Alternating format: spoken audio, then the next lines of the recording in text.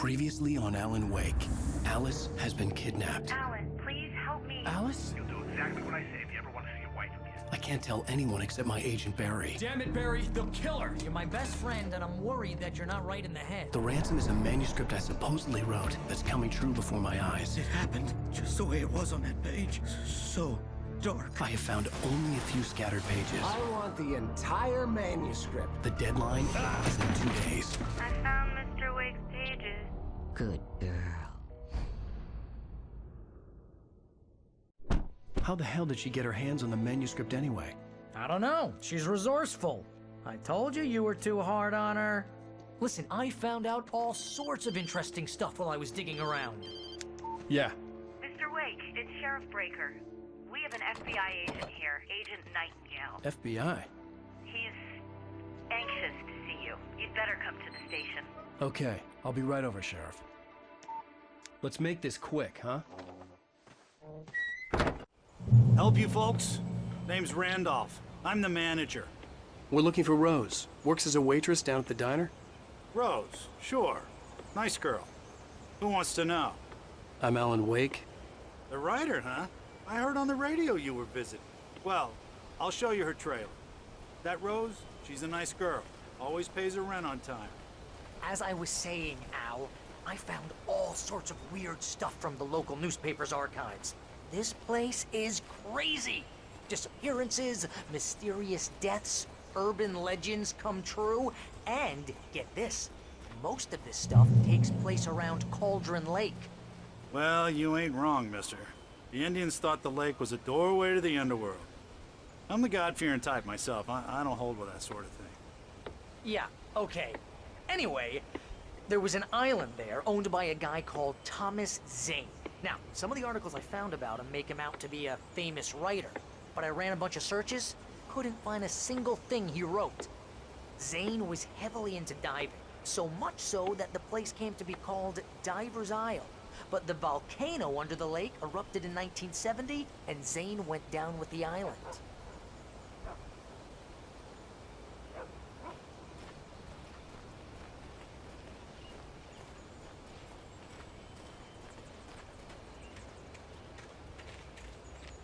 Yeah, how about that? It was there in the morning, as if it had fallen from the sky. But it would take a tornado to lift something like that. We're damn lucky it didn't crush any of the trailers.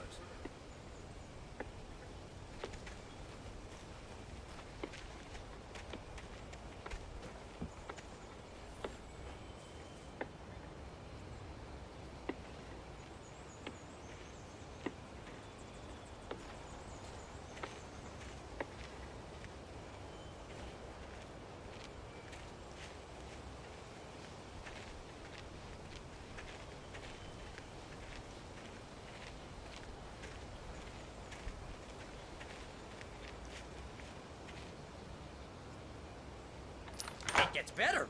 A local girl, Barbara Jagger, drowned in Cauldron Lake just a week earlier. They were lovers. Sure, Jagger's a local spook story. The Scratching Hag comes for you in the dark. Childish stuff like that. Anyway, Al, I'm just getting to the best part. All of the articles about this stuff were written by Cynthia Weaver. I asked around, and she's that crazy bag lady you met. What, the lamp lady? She can be a little loopy, but she's not homeless or anything. Yeah, anyway, she knew both Jagger and Zane before they both died, and she had some kind of a breakdown.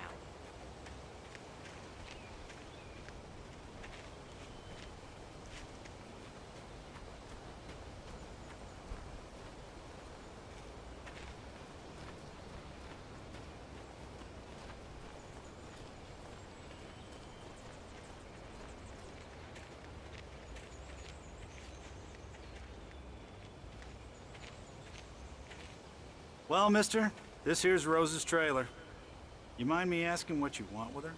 We're just here to talk to her, pal.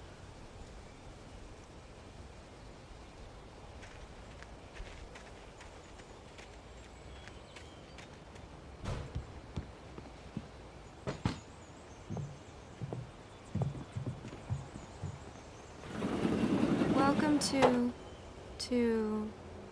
Oh dear. Mr. Wake. I'm I'm so glad you're here. Rose, you have my manuscript? Oh. Oh, yes. Yes. Please, come in. Hey, this is really good. Rose, Yes, my manuscript. I really need it. I understand. I know what you need. A muse to inspire you. Oh, for Barry? She doesn't have anything. Yeah, hey, Al? Al, what's... Oh... Barry! What? What?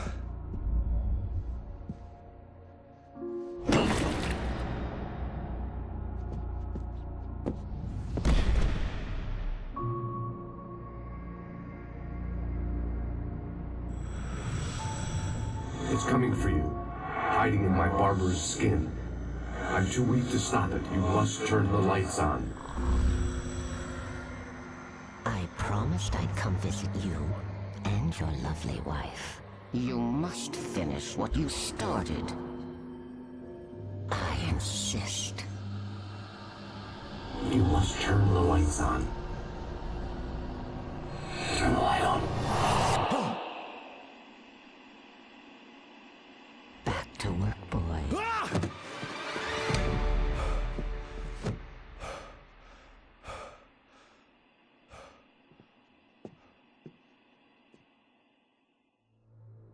I felt nauseous, hungover.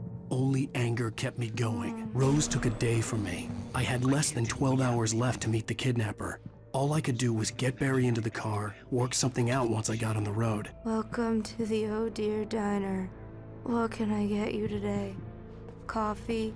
I couldn't work up much hate for Rose. Something had used her to get to me and left its mark. Barry was out of it. He was way too heavy to carry. Milk and sugar on the counter there. Would you like My gun and flashlight were gone. I'd have to find a way to get Barry into the car as quickly as possible. There was no time to waste. Mr. Randolph liked Rose. That little smile she had. How she was still sweet when life had tried so hard to make her bitter. It wasn't any of his business what she did in her trailer. But those strangers, the writer and his smart-ass sidekick, looked like trouble. And they'd been in there for hours, way past her normal bedtime. He reached for the phone and called the sheriff's station.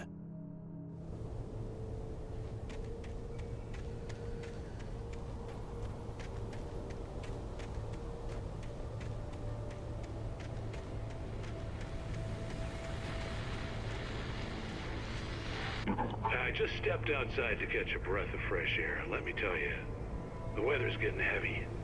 Nights like this make me especially glad I'm here talking to you and not home in bed. Once the weather takes a turn like this, I can't sleep at all.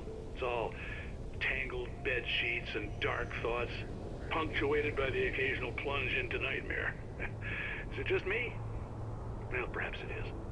But I hope I can make the night a little bit easier to get through. Caller, you're on KBF FM. Hey, Pat, it's Walt Snyder. What's on your mind, Walt?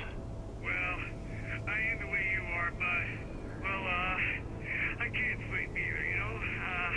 I just been staring out the window here, trying to make sense of it all, but, I ain't been drinking either, you know? I just... Well, you sound like a man with a problem, Walt. I had argument with Danny.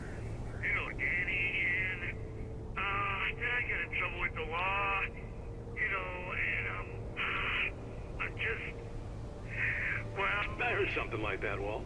Yeah, well, you know, Danny's my best friend, and, they let me on bail today, and now I'm just alone here at the window, you know, waiting. Man, and there's something in the air tonight, man. I was just outside looking up at the sky above our broadcast tower thinking the same thing. What are you waiting for, Walt?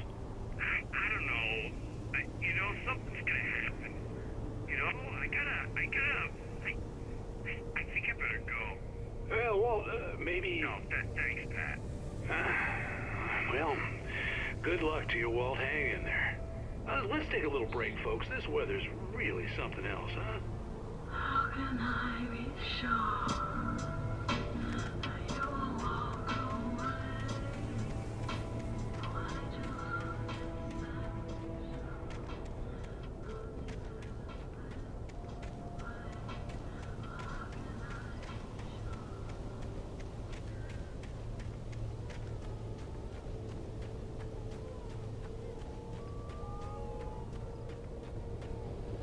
Oh, you're gonna get it now. God knows what you've done to that poor girl. This is Agent Nightingale, FBI! Get him up, Hemingway! You're under arrest! You move a muscle, I'll unload right in your goddamn face! Stay right where you are, Slane!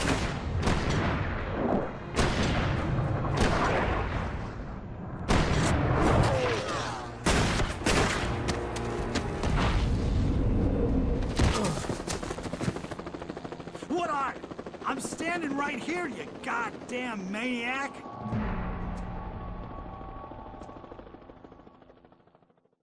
I hated to leave Barry behind, but there was no way I'd miss my appointment with the kidnapper. Give it up, Mr. Wake. Come on. Make it easy. Get after him! Don't let him get away! Move it! Move it! Move it!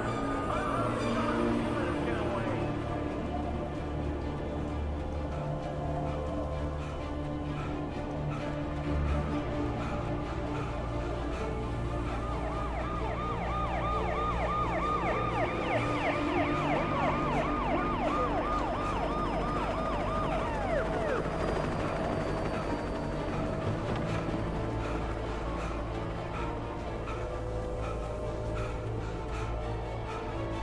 Stop running!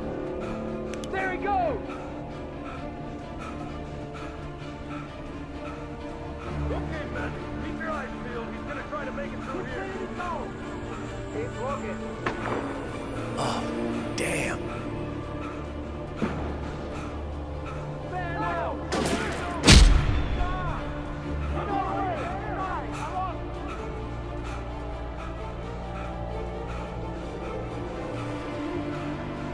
God damn it! Where'd he go?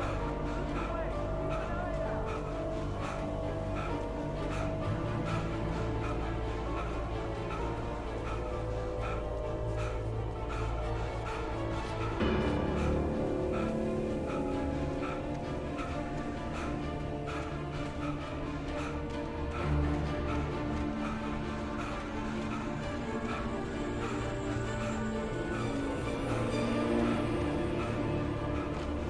He's gone!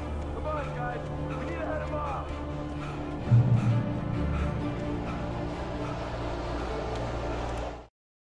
For decades, the darkness that wore Barbara Jagger's skin slept fitfully in the dark place that was its home and prison. It was hungry and in pain. It dreamed of its nights of glory when the poet's writing had called it from the depths and given it a brief, terrible taste of power and freedom. The rock stars had stirred it from the deep sleep the poet had sunk it back to in the end. When it sensed the writer on the ferry, it opened its eyes.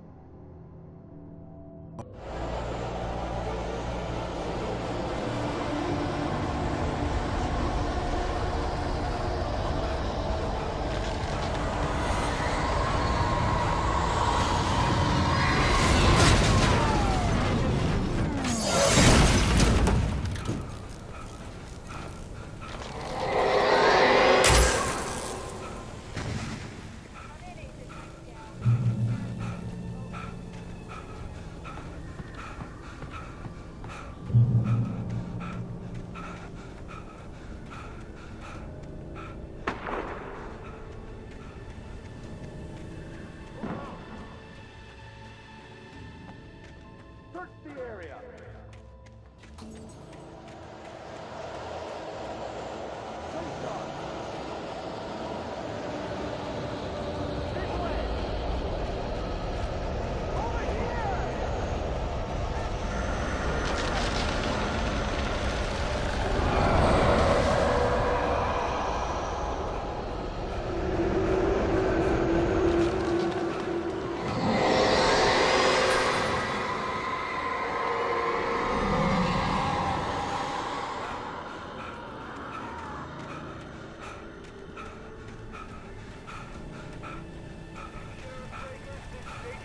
This horror was everywhere I went, circling me. The cops didn't stand a chance. They were after a writer, not a monster.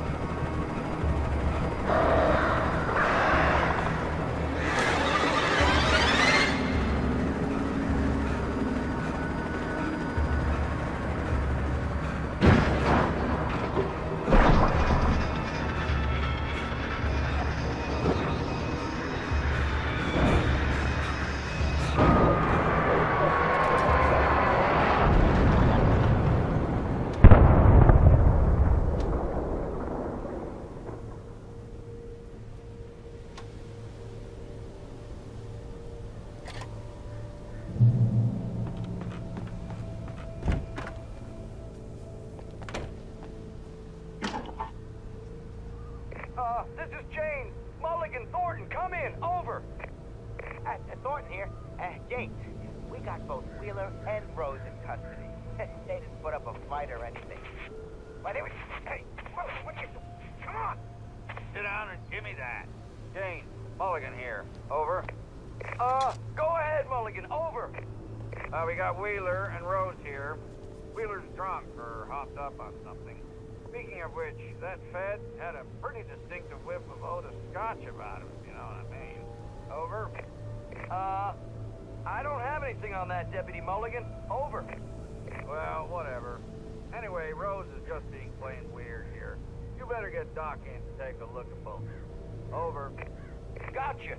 You better get them here quickly. The, Fed's gonna want to interview Wheeler. Over. Oh, yeah, I bet he does. Looks like they have a lot in common. Mulligan out.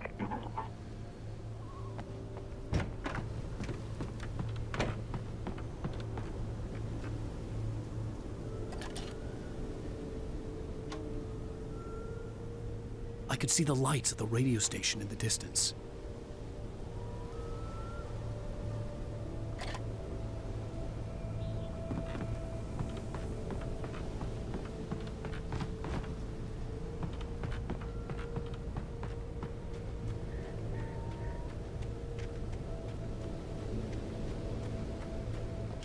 I imagined that the broadcast tower in the distance was part of the local radio station.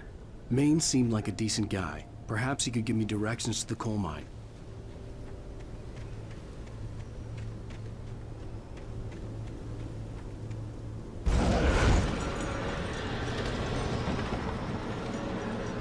Unnatural shadows clung to the gate. The darkness that was after me was trying to stop me. I wouldn't get through without a light.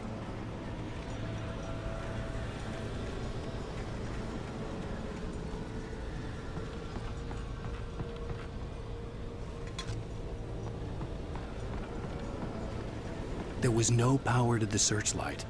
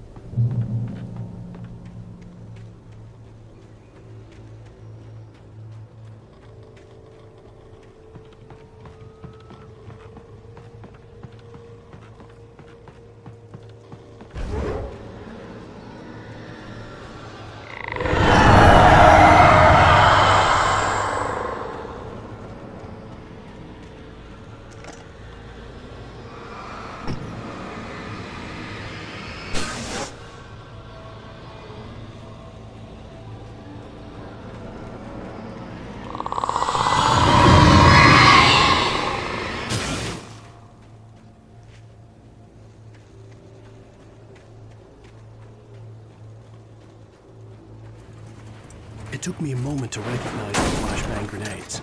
They were an ideal weapon for my situation. Team 1, come in. Over.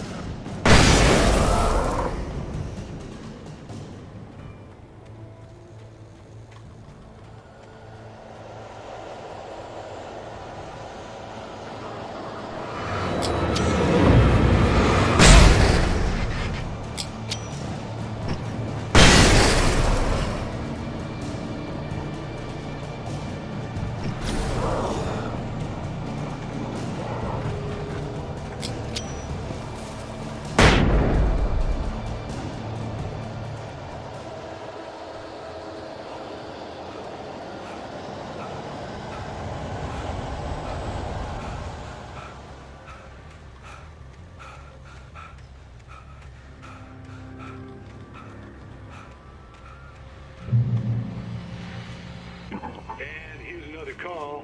You're on KBFFM with Pat Maine. It's Milt Peabody, Pat. What's on your mind, Milt? Well, I live near the trailer park, Pat, and there's a big ruckus going on over there.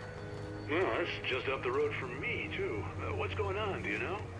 I don't know, but there's a bunch of police cars there, lots of sirens, a helicopter buzzing around, and I think I heard some gunshots. Gunshots? Yes, sir, like from a pistol. So can you find out what's going on? Because it's just next door and they're popping off guns there. They're still shooting? No, it was maybe 10, 15 minutes ago.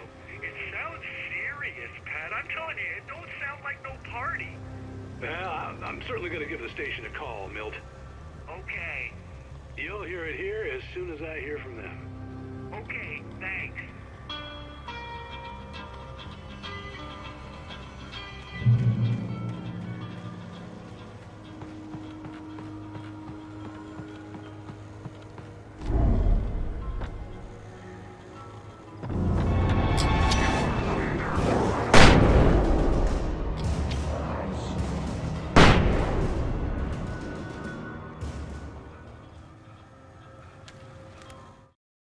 Touched by the dark presence, Rose was lost in a dreamland where everything was drawn in black and gray crayons. The old lady had promised her that all her wishes would come true. She would be Alan Wake's muse. She was smiling so hard it hurt her face. She crushed a bottle full of sleeping pills into the coffee. Deep down inside, she was screaming in terror.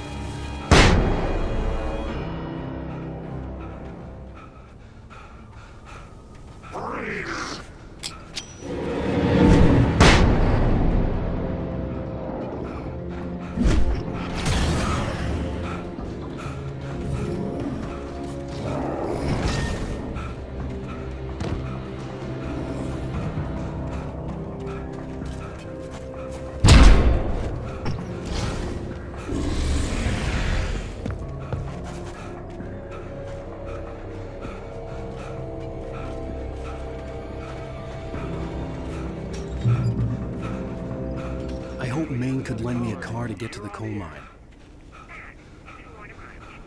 Oh, hello, Lorna. What do you have for us? Well, I just don't see why the cops bother with the trailer park. What do you mean?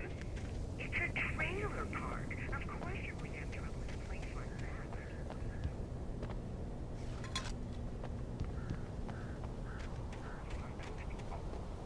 Well, Let the trees sort themselves out. I'm sorry, but my granddaddy settled in Bright Falls in 1911. well, thank you very much for that passionate viewpoint, Lorna. Oh, here's a little surprise. The famous writer Alan Wake just walked in. Folks, I'm going to see if I can talk him into an interview. Come on in, Mr. Wake. Oh, I'm so glad you could find the time to do this, Mr. Wake. Nowhere to run now, Dan Brown. You back away from me. Don't hurt it. Whoa. Everyone calm down. Put the gun down. We're all friends here, right? Cool your jets, Nightingale. We got him. Judas Priest! What the hell's the matter with you? There's a civilian in there.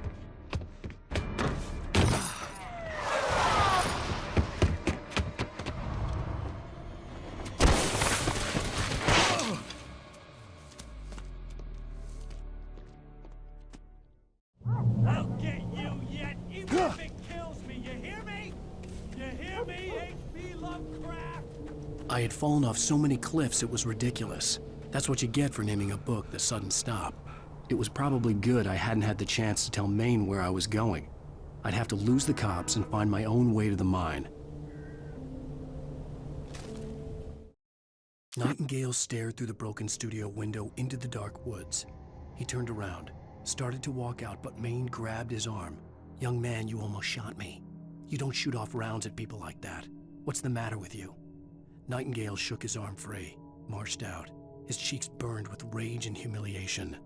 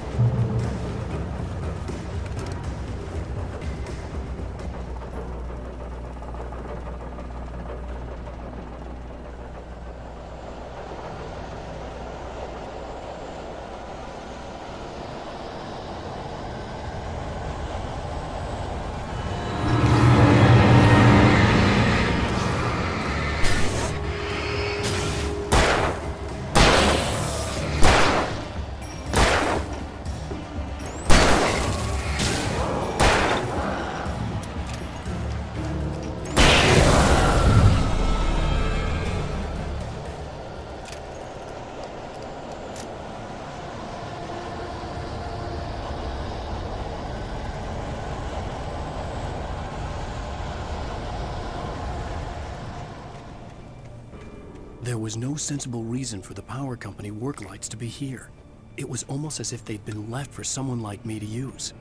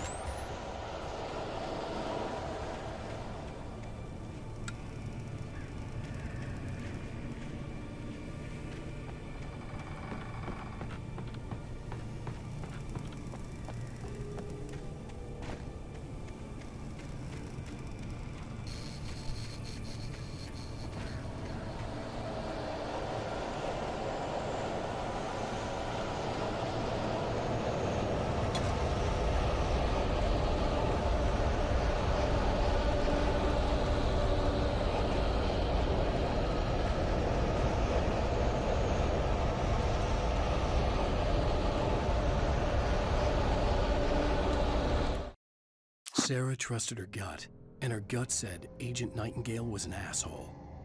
He felt wrong, and it wasn't just the smell of stale booze. It was in the way he flashed his badge, pulled rank, the look in his eyes when he wanted answers. Where was Alan Wake? What was this about an accident? Where was his wife? And most importantly, why did she let Wake go?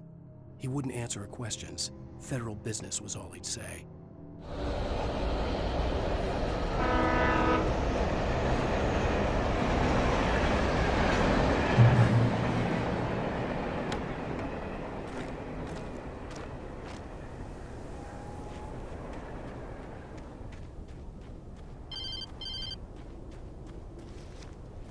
Hello? The most stubborn man I've ever met. Alice? Alice? Alan, I'm so afraid. Keeps me in the dark. Please help me. I look at you, Alan, and it's not you. Something else. Looking out from behind your eyes. Alice, I'm here. I'm so alone here. It's all gonna go to hell. You need to be careful. Cooperate. The connection had been terrible, but that wasn't the only thing that hadn't been right with the call. She sounded wrong somehow, but she had called me. The pipe wrenched itself loose from the bridge's steel framework. Wrapped in darkness, it floated in midair, twitching. For a moment, I didn't understand what I was looking at. The heavy object lurched at me with impossible force. I threw myself out of the way, but just barely. When I turned my flashlight on it, it shook in a dark rage before it flew at me again. I could see a railway bridge up ahead and a warehouse of some sort on the opposite shore. I hoped I could find a car from there.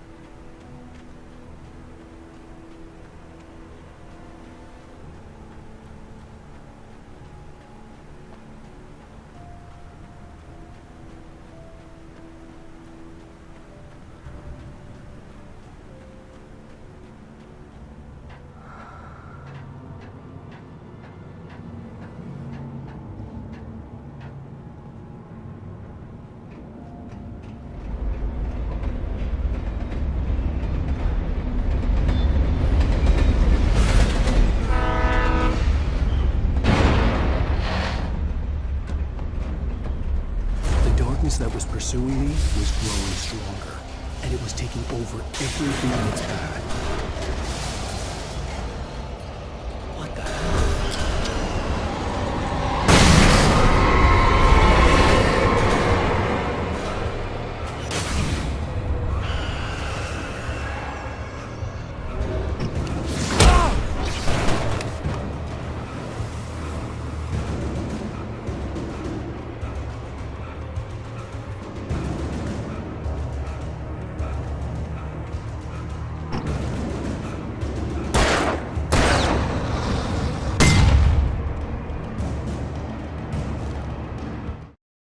I slammed the door shut right in his smug face.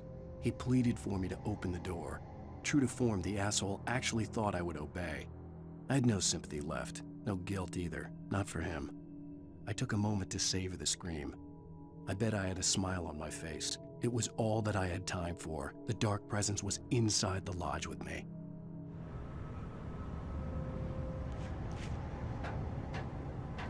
As a teenager, just starting to get interested in writing, Stephen King had been a source of inspiration to me.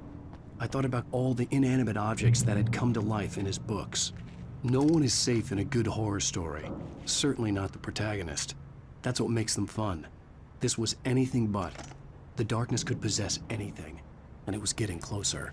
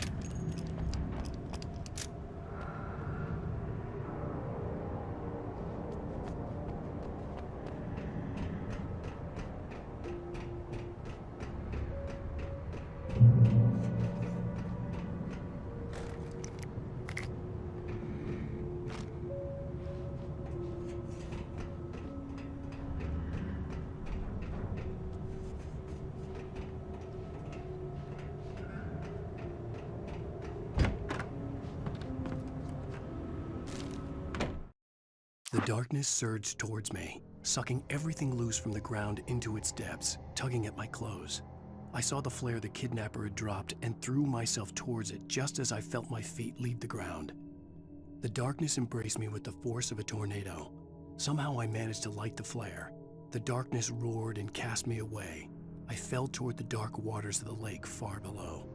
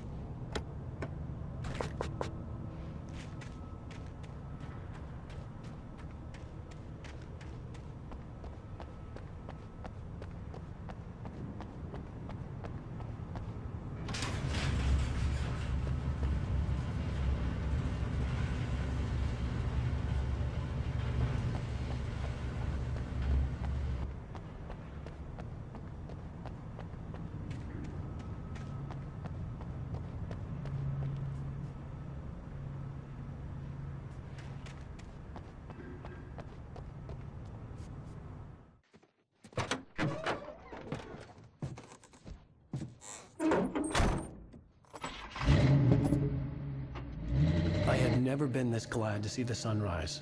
I had a couple of hours to get to the coal mine.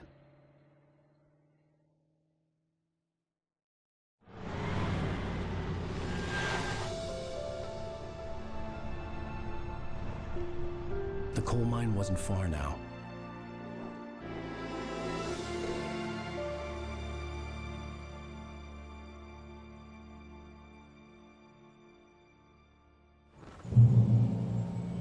Today, I would meet the kidnapper, and he would give me Alice. I wouldn't give him any other choice.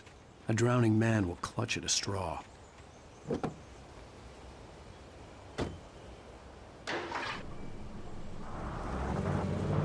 Little by little, without realizing it, I'd come to believe that the story in the manuscript was coming true. The current of its narrative had taken me deeper and deeper into dark waters. Alice had been taken from me.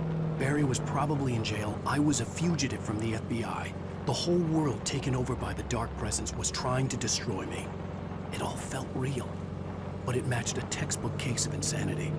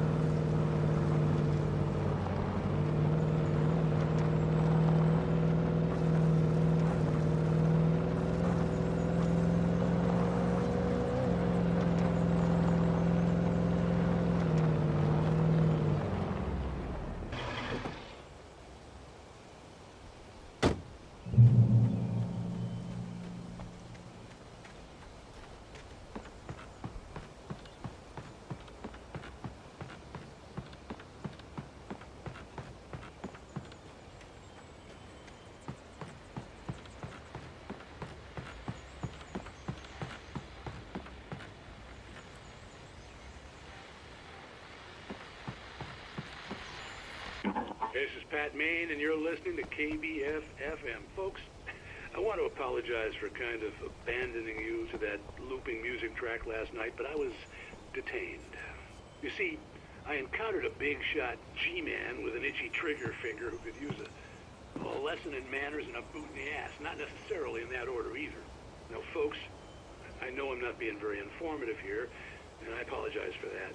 I really should just keep quiet, but I'm just so peeved right now, because some people just shouldn't be carrying badges. I'm just glad that our Sheriff Breaker was there to straighten things out. And if someone I met last night is listening, let me just say, I'm sorry if my mouth got you in trouble. I'm pretty sure you're not the bad guy here. Godspeed, son. I hope you know what you're doing. Now, on a lighter note, I'll be talking to Dr. Nelson all morning. But first, a little music.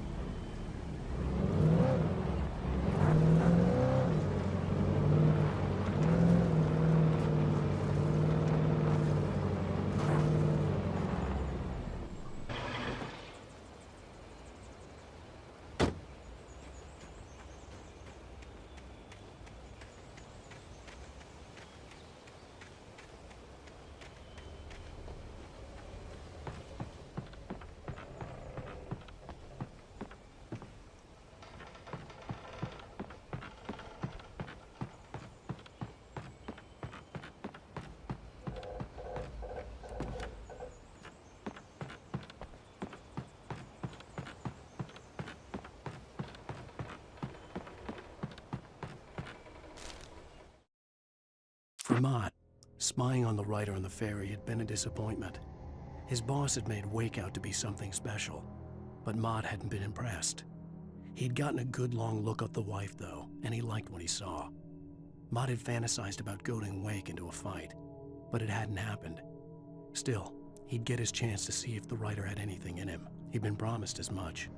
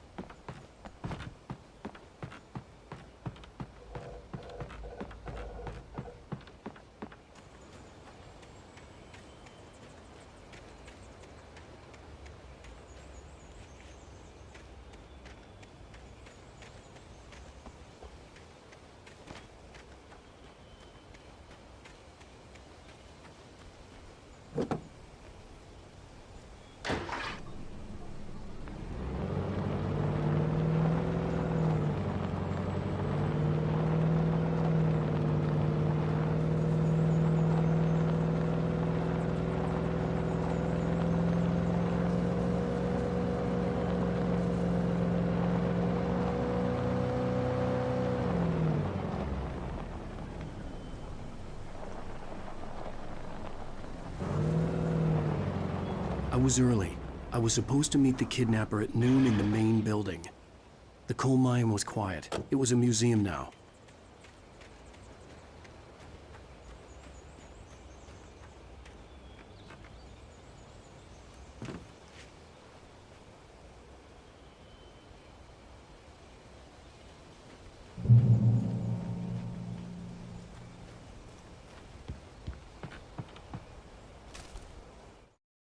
With Nightingale gone and the night wind blowing in through the broken studio window, Maine stared at Sarah.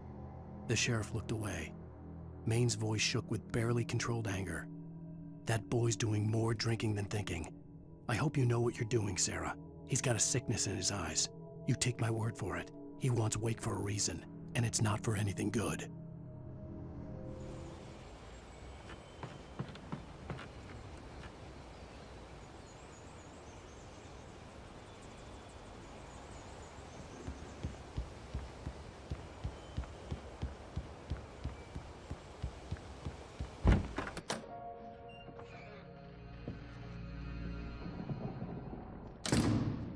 I didn't want to go outside. Cops had to be looking for me. The noon sun turned the place into a sauna. The day dragged on. Different scenarios ran through my mind. Ways of how I'd torture the kidnapper to get Alice back. Or the different horrible things he could have done to her. I imagined her dead. I had no way of knowing she was still alive. It was killing me. I was running on blind hope. It was all a waste of time. The bastard never showed up.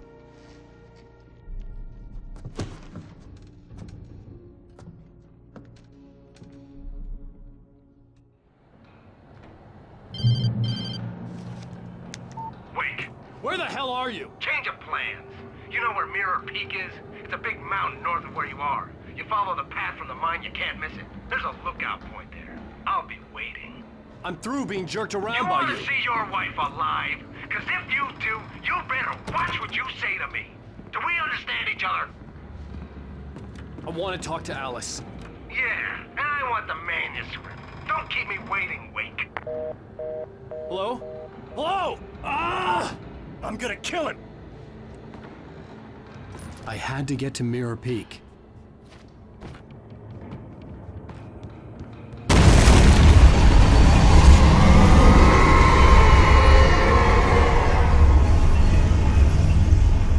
It was close. Maybe closer than ever before.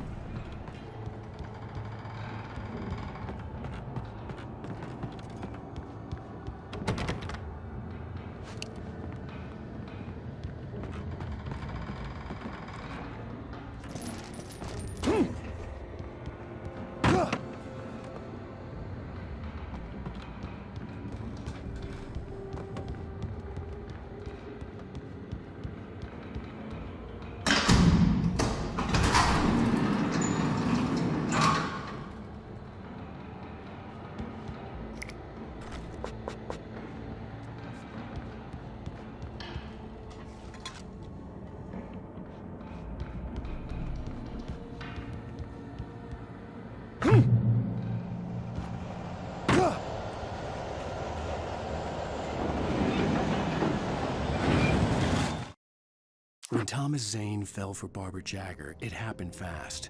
She was young, vibrant, and beautiful, full of life. He had never been a very happy man, and without any seeming effort, she had changed all that. Zane felt good for the first time in his life. Everything she did was another piece of a jigsaw puzzle he hadn't even known he'd been missing. And best of all, she made the words flow, strong and sharp. She was his muse.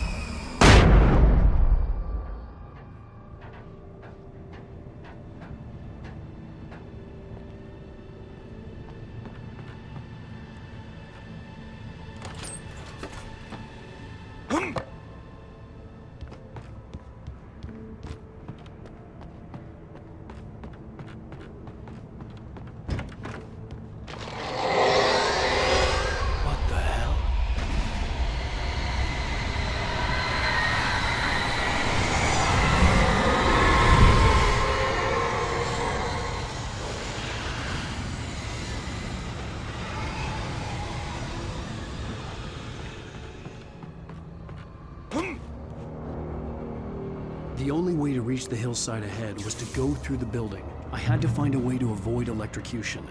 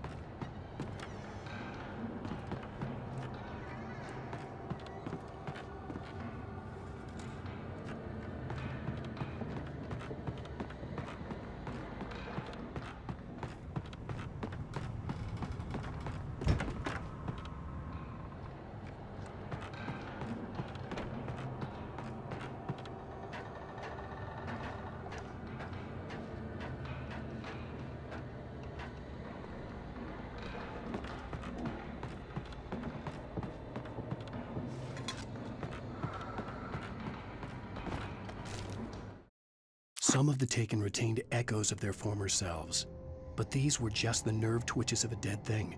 Nothing remained but a shell covered and filled with darkness. In most cases, these puppets were enough for the purposes of the dark presence. But for anything more elaborate, as with the writer, it was different. It needed his mind. And so rather than taking him over completely, it merely touched him.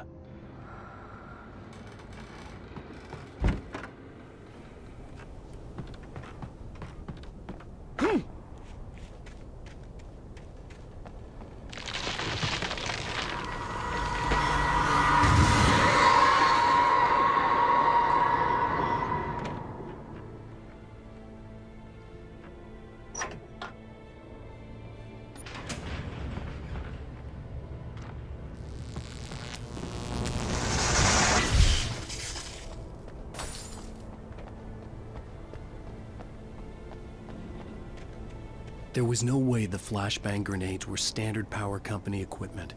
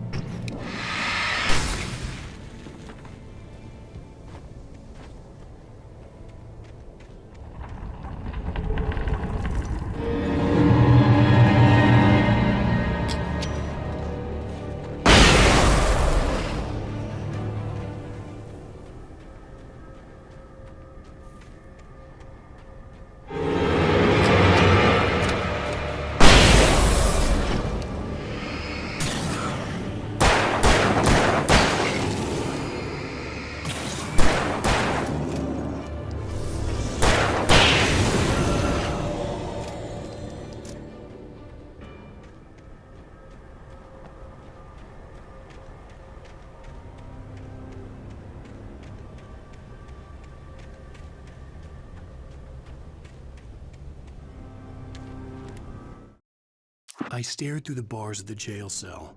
Barry stood behind me, swaying on his feet, looking as ill as I felt. Agent Nightingale stood on the other side of the bars with Sheriff Breaker. Nightingale had a stack of manuscript pages in his hand. He seemed unhinged as he gloated. "Well, I've got you now, Raymond Chandler. It's all here. All the evidence, including conspiracy to murder a federal agent."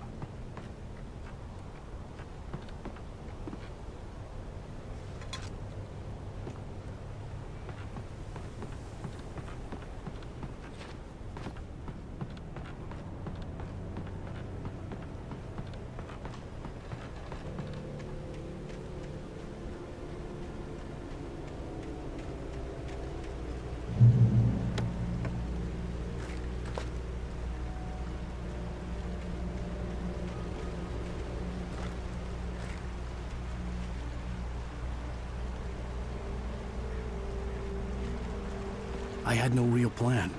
I was going to give the kidnapper all the manuscript pages I had for Alice. If that wasn't enough, I'd hold him at gunpoint and make him talk.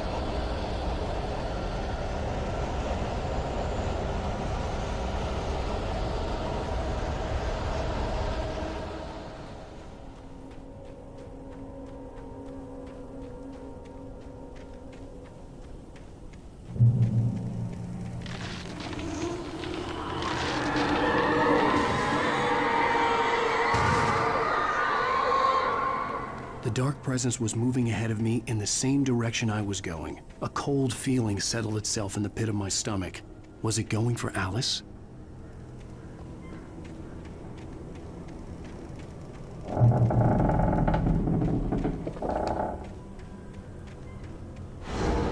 The graveyard shift may cause cancer.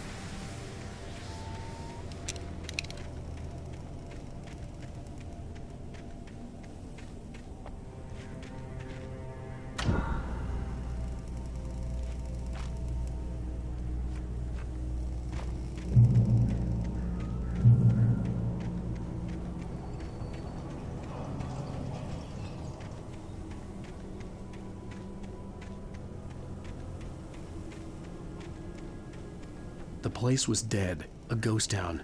Had been for decades, maybe a century.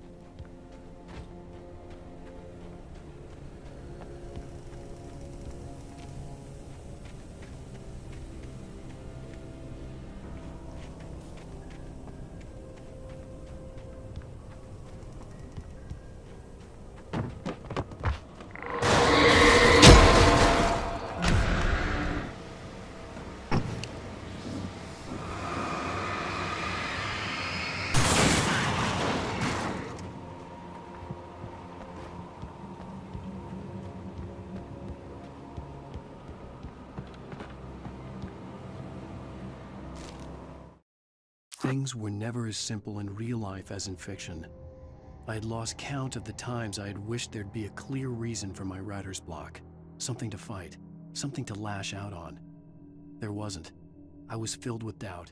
I was nothing like the hero in my books. Alex Casey had gone through his life with single-minded determination, never wavering from his goal. Even now, I was angry at myself, angry at Alice, angry at Barry. I was fumbling and I had no plan.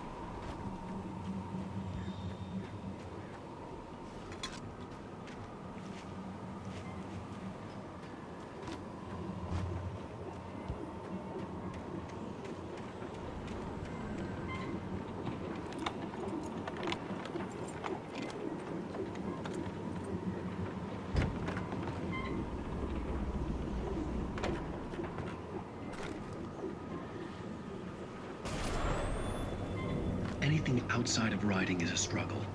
I feel ill. I managed to make my way downstairs. There's a shoebox filled with books and papers by Thomas Zane. It's very hard to focus, but I managed to read some of it. He's a poet, and a good one. He writes of muses and creators summoning fabulous things from a magic lake, using his powers to shape the world of a realm of gods and dreams and demons, dark things that wait for a chance to slip through, wearing the flesh of men as disguise. Zane writes about himself, his girlfriend being taken over by a dark presence, about growing scared of the lake. Zane believes it's a mirror to the gaping void of darkness above, where some Lovecraftian presence lurks. I crawl back upstairs. I'll borrow these things for my story. They ring true. They fit.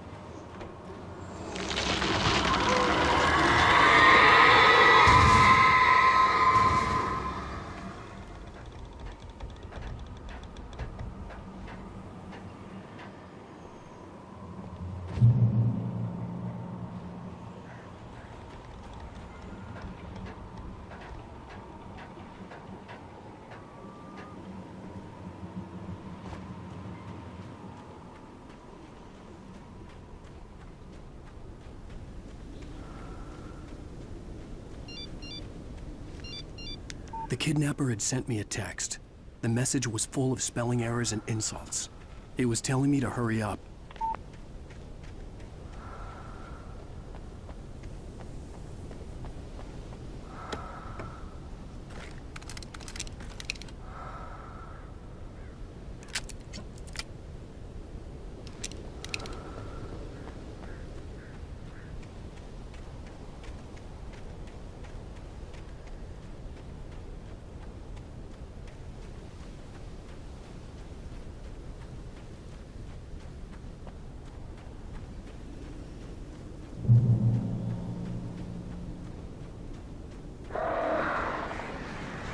Birds.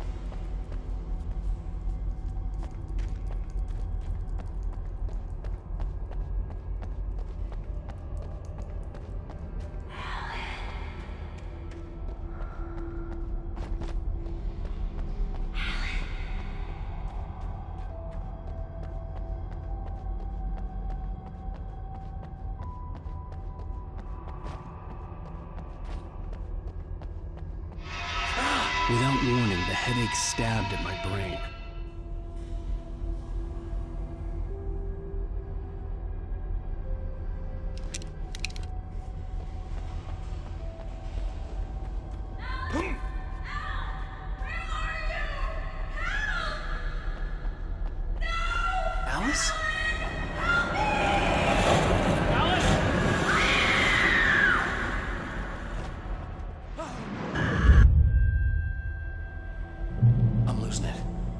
get out of here.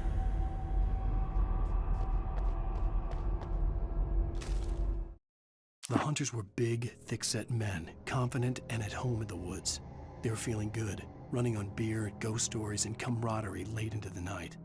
It did them no good, as they were taken by the dark presence, sucked deep into a darkness far worse than any ghost story they ever told or heard.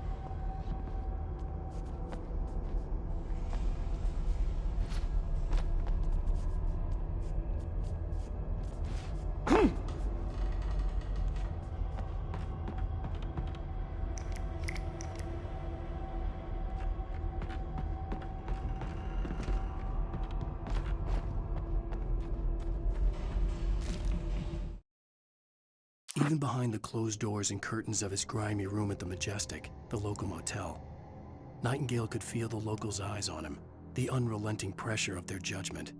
He forced it out of his mind. For all he knew, they could all be under Wake's spell already. You do what you have to do to get the job done. He took comfort from the bottle in his hand. Please, he thought, just let me get through this.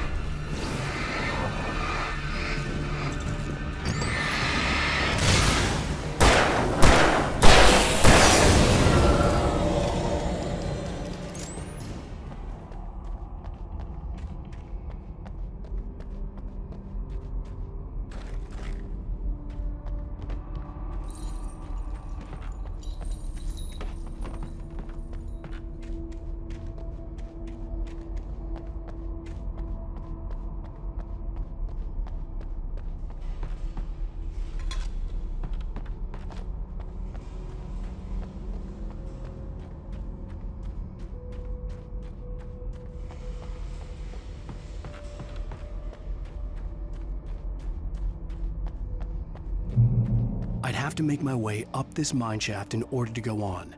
Maybe the machinery could help me with that.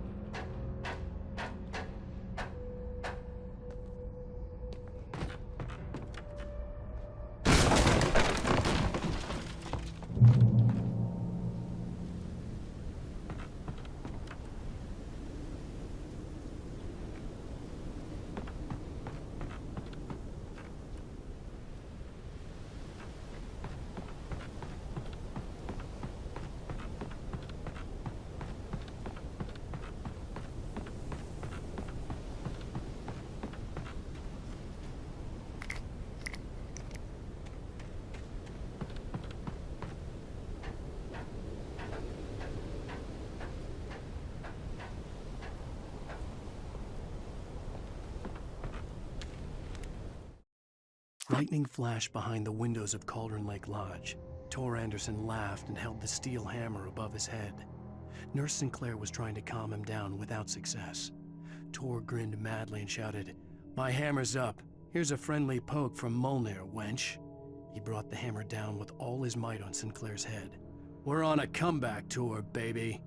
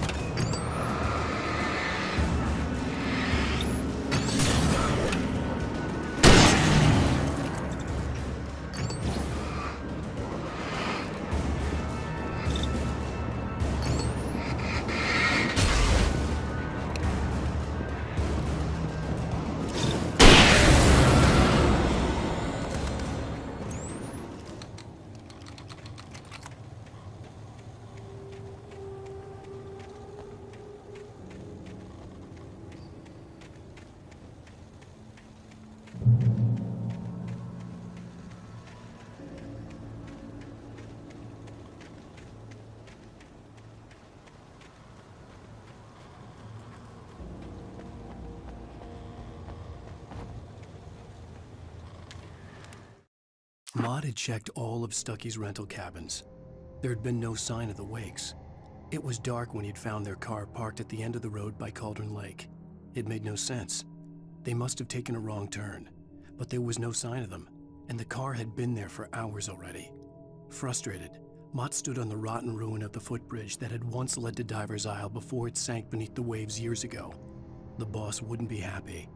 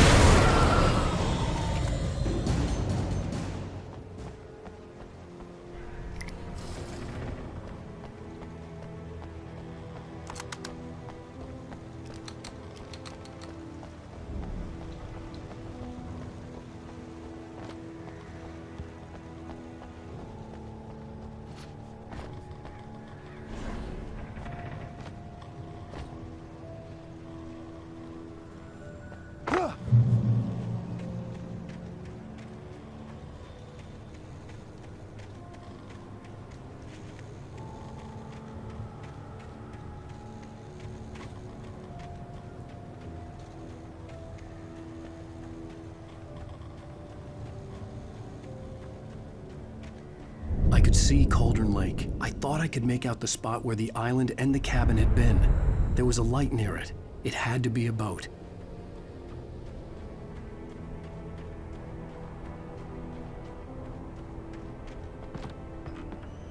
I was close now. I had to get there fast. I tried to hold on to Alice, but her form melted away. I was losing control. Dr. Hartman stood in her place. I wanted to hit him, but my arms were jelly. He smiled. It was a reassuring smile, and I hated him for it. I had to give you a sedative. Don't fight it. You went through another rough period. Right now, it's very important that you stay calm. We don't want you to have another episode. You're a patient at my clinic. Have been for a while now. I dreaded what I would find.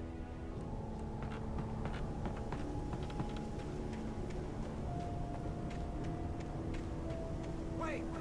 Are you? Wait! Hey, I'm here! I'm coming! No! Get away! Sorry. Please, it's late. The boss didn't know who he was messing with. I didn't know. I swear, I didn't know. We don't have his wife. We don't know where she is. She's probably drowned.